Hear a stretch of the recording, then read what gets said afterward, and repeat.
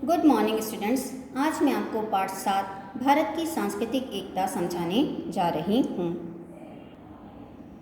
बच्चों, पिछले वीडियो में आपने जाना था कि सिखों के गुरु लोग हमारे संतों में अग्रगण्य समझे जाते हैं और उनका आदर के साथ स्मरण भी किया जाता है। मुसलमानों और ईसाइयों ने यहाँ की संस्कृति को अर्थात भारत की संस्कृति को प्रभावित किया है और वे भी यहाँ की संस्कृति से प्रभावित हुए हैं। भारतीय सूफी कवियों ने वेदांत की भावभूमि को अपनाया है। भावभूमि का अर्थ होता है मूल भावना।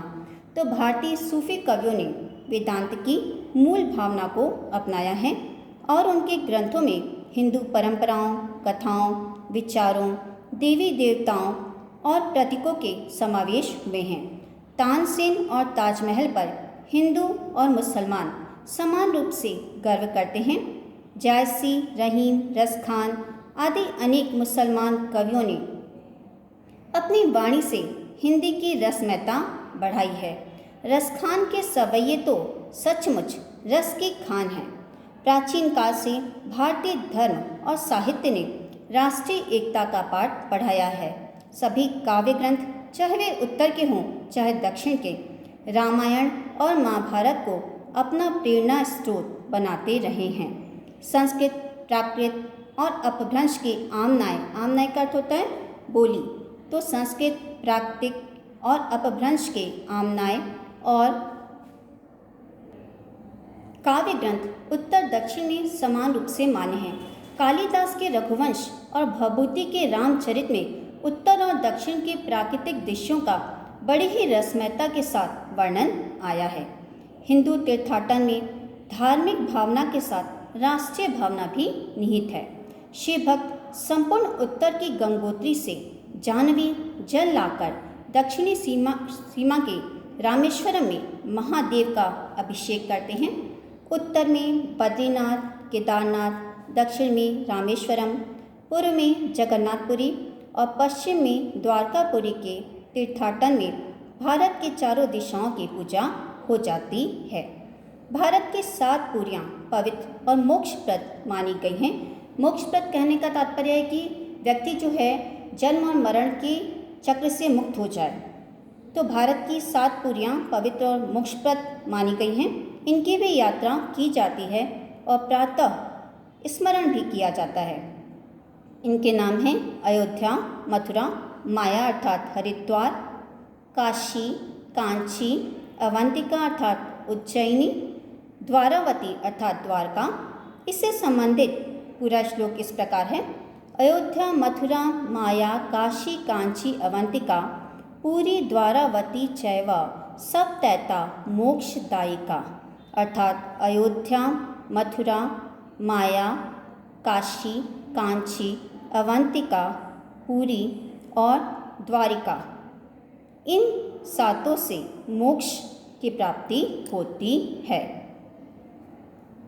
स्वामी शंकराचार्य ने भारत के चारों दिशाओं में अपने मठ स्थापित किए थे। उत्तर में ज्योतिर्मठ, दक्षिण में श्रृंगेरी मठ, पूर्व में गोवर्धन मठ और पश्चिम में शारदा मठ।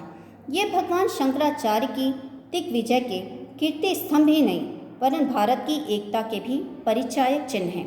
दक्षिण के अन्य आचार्यों के संप्रदाय अविरोध भाव से उत्तर में फले फूले और विकसित हुए। बंगाल की चैतन्य महाप्रभु के संप्रदाय ने भी मथुरा, वृंदावन में अपनी शिष्य परंपरा स्थापित की, अपनी गुरु और शिष्य की परंपरा की स्थापना की। इन संप्रदायों के मंदिर बने और इनकी पूजा अर्चना ने उत्तर प्रदेश के जीवन और साहित्य को भी प्रभावित किया। हिंदी साहित्य गगन के सूर्य व शशि अर्थात स्वरूप सुर और तुलसी दक्षिण के संप्रदायों से भी प्रभावित थे। ये सभी एकता के सूत्र प्राचीन थे। पश्चिम के सौगात न थे, किंतु उनकी उपेक्षा की गई, उनका तिरस्कार किया गया। अब भाषा का प्रश्न आता है। उत्तर भारत की प्रायः सभी भाषाएं संस्कृत से निकली हैं और उन सभी के शब्दों में पारिवारिक समानता है। दक्षिण की सभी भाषाएं संस्कृत से प्रभावित हुई हैं। उन्होंने भी थोड़ी बहुत मात्रा में संस्कृत की शब्दावली ग्रहण की है। किसी ने थोड़ा तो किसी ने बहुत, उर्दू को छोड़कर प्रायः सभी भाषाओं की वर्णमाला एक नहीं तो एक सी है, केवल लिपि का भेद है। मराठी और देवनागरी की लिपि भी समान है। संस्कृत के परिनिष्ठित लिपि होने के कारण देवनागरी प्रायः सभी प्रांतों में पहचानी जाती है। परिनिष्ठित का अर्थ होता है शुद्ध, तो संस्कृत के शुद्ध लिपि होने के कारण देवनागरी प्रायः सभी प्रांतों में पहचानी जाती है। उर्दू का लिपि भेद होते हुए भी हिंदी के साथ भाषा में साम्य है। भाषा की जमीन और व्याकरण एक से हैं। बेर पुटे फारसी अरबी के हैं। प्रेमचंद, अश्क, सुदर्शन, कृष्णचंद्र ने हिंदी में भी लिखा और उर्दू में भी। भारत के प्रायः सभी भाषाओं का साहित्य भगवान राम और कृष्ण की पावन गाथाओं से आप्लावित रहा है। आप्लावित का अर्थ होता है जलमग्न या भरा हुआ। तो भारत की सभी भाषाओं का साहित्य भगवान राम और कृष्ण की पावन गाथाओं से भरा रहा है। सभी ने संतों और वीरों का स्तवन किया है। सभी भाषाओं के साहित्य ने स्वतंत्रता की लड़ाई में योगदान किया है। भाषाओं का भेद होते हुए भी विचारों की एक ध्येयता रही है। भारत की विभिन्न भाषाओं के साहित्य का धूमिल इतिहास मिला जुला या घुला मिला सा प्रतीत होता है। उनके बीच कोई अभेद्य दीवार नहीं थी। मीरा गुजराती और हिंदी में समान रूप से कवयित्री मानी जाती हैं। मीरा के गीतों से बंगाल भी प्रभावित हुआ है। भूषण की वाणी का महाराष्ट्र में आदर हुआ था। संत तुकाराम आदि महाराष्ट्र के संतों ने अपनी कविता में हिंदी को भी अपनाया। विद्यापति समान रूप से हिंदी, मैथिली और बंगला के कवि माने जाते हैं। कबीर, दादू आदि संतों का व्यापक प्रभाव रहा है। उन्होंने अपने एक तारे की तान से सारे भारत को बांध दिया। तुलसीकृत रामायण का मराठी और बंगला में भी अनुवाद हुआ। सूरदास के भजनों को प्रायः सभी प्रांतों के गवैयों ने अपनाया है। बंगला के वंदे मातरम राष्ट्रीय गीत और जन गण मन राष्ट्रीय गान बने। वेशभूषा, रहन सहन और शक्ल सूरत में भेद होते हुए भी भारतवासी अपने जाति व्यक्तित्व से पहचान लिए जाते हैं। हमारा एक जाति व्यक्तित्व है।